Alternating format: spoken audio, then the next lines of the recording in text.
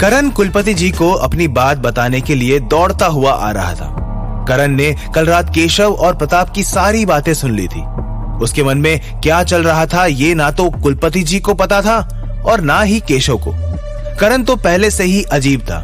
उसके मन में कब क्या आता है ये किसी को नहीं पता चलता था। करण के दिमाग में अब केशव और प्रताप की बातें छप सी गई थी और उन्हीं बातों के कारण उसे रात भर नींद नहीं आई थी। उसके चेहरे पर थोड़ा गुस्सा मालूम होता था। इधर केशव कुलपति जी के सामने पहले से ही घबराया हुआ था कि पता नहीं कुलपति जी को कौन सी बात पता चल गई है और अब करण भी कुलपति जी को कुछ बताने वाला है। करण को अपने करीब आते देखकर केशव की हालत पतली हो गई थी। उसने इतनी चिंता अपनी जिंदगी में कभी भी नहीं की थी जितनी उसे अभी हो रही थी। केशव और कुलपति जी के पास आते हुए करण केशव को बुरी तरह घूरता है और कहता है, बाबा मुझे आपसे एक बहुत जरूरी काम है। केशव को यह समझ नहीं आया कि करण ने उसे इतने भयानक तरीके से क्यों घूरा। करण की बात सुनकर कुलपति जी कुछ बोलते उससे पहले ही केशव बोल पड़ा, क्या हुआ करण, क्या काम है तुम्हें ताऊजी से? करण को केशव का बीच में बोलना पसंद नहीं आया। उसका मन अब केशव से बात करने का बिल्कुल भी नहीं था। उसे अब पता चल गया था कि केशव उसे मारना चाहता है। वो केशव से गुस्से में कहता है, तुम कौन होते हो बीच में बोलने वाले?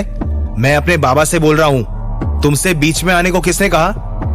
करण के मुंह से गुस्से में कड़वी बात सुनकर केशव कुछ नहीं बोल पाता। वो तो खामोश ही हो गया था कि ये सब कुछ क्या चल रहा है। पहले कुलपति जी ने उसे कुछ बोलने के लिए बुलाया और अब ये इडियट करण उस पर गुस्सा कर रहा है। करण की गुस्से भरी बात सुनकर केशव ने चुप्पी साध ली। वो कुलपति जी के सामने करण से कुछ नहीं बोल सका। तभी करण का गुस्सा देखकर कुलपति जी कहते हैं, क्या हुआ करण, सुबह सुबह इतना गुस्सा किस बात पे है? तुम केशव की बात पर इतना क्यों भड़क रहे हो? कुछ नहीं बाबा, मुझे आपसे एक जरूरी बात करनी है। आप अपने काम से कब तक फ्री हो जाएंगे? करण अपने बाबा से जल्दबाजी में कहता है।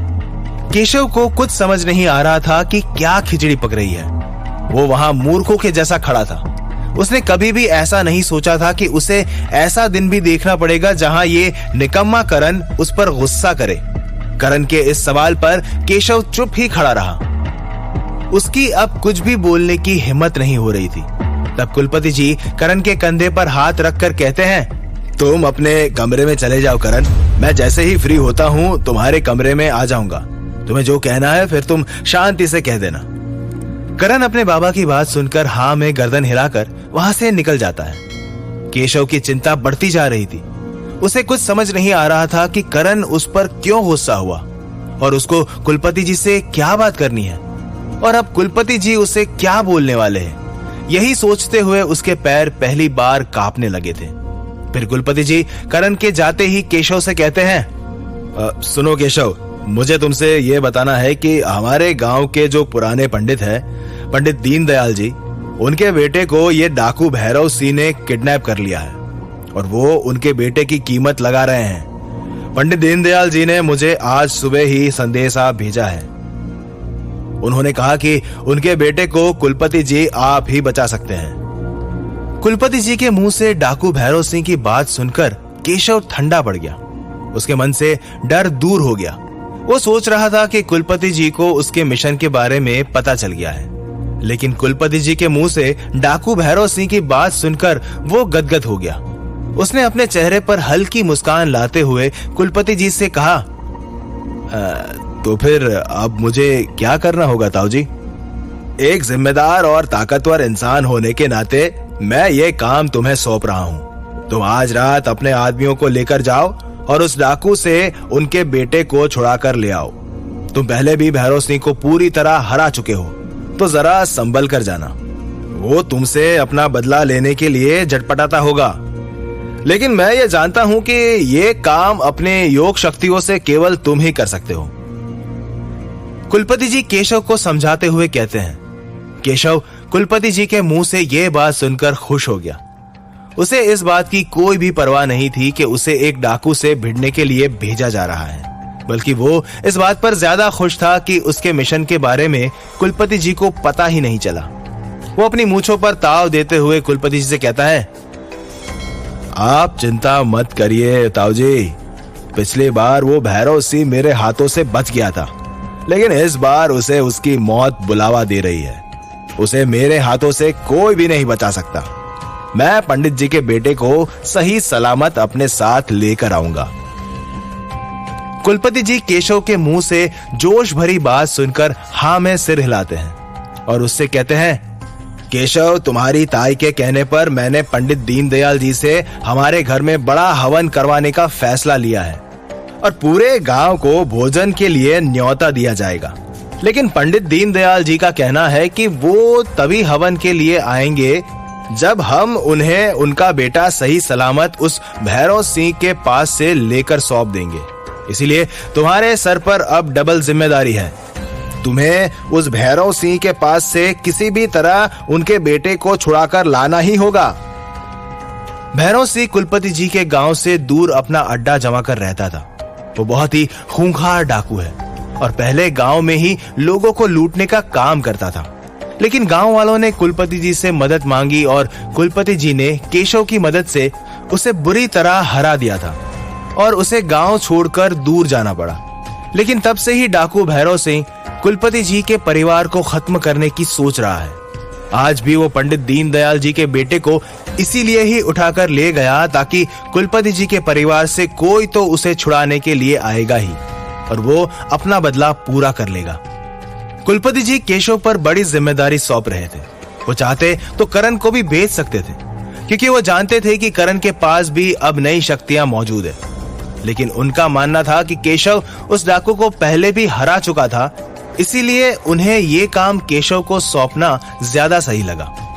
कुलपति जी के मुंह से सारी जिम्मेदारी भरी बातें सुनकर केशव कहता है, आप बेफिक्र हो जाइए ताऊ जी, हवन भी होगा और पंडित जी का बेटा भी सही सलामत मैं अपने साथ लेकर आऊंगा।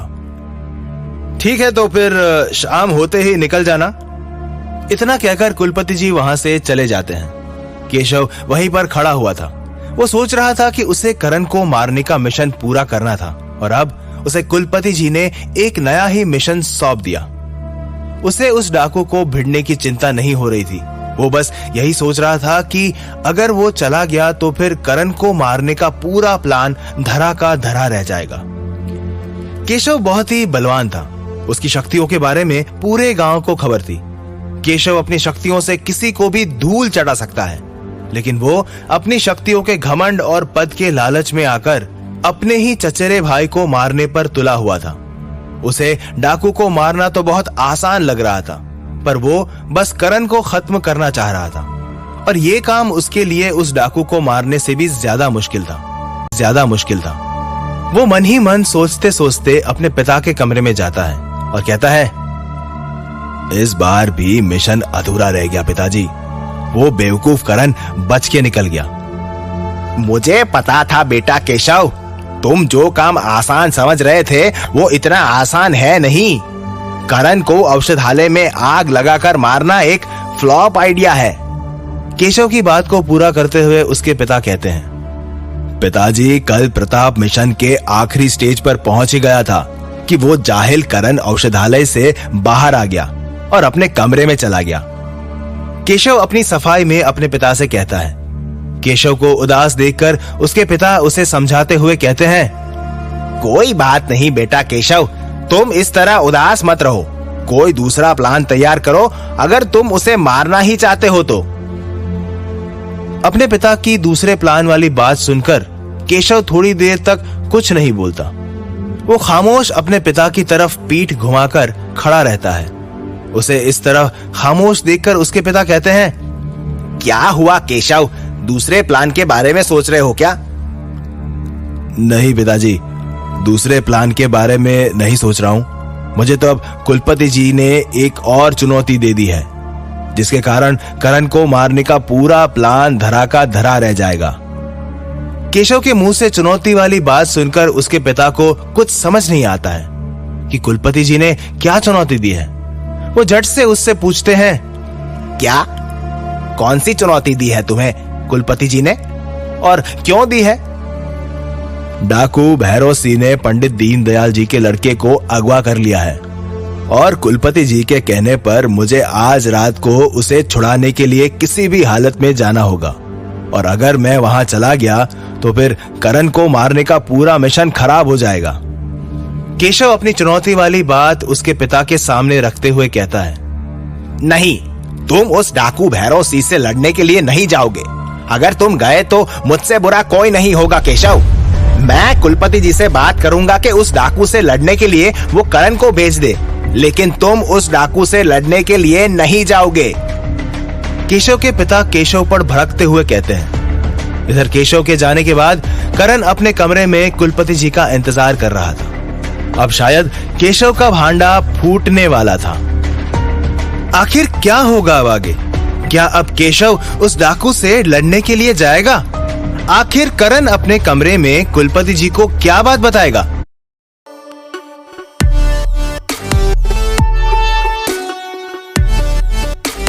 अगर हमारी ये वीडियो आपके लिए हेल्पफुल रही है तो हमारे चैनल को सब्सक्राइब कर लें और वीडियो को लाइक भी कर दें, ताकि हमें इस जैसी और वीडियो बनाने के लिए मोटिवेशन मिल सके।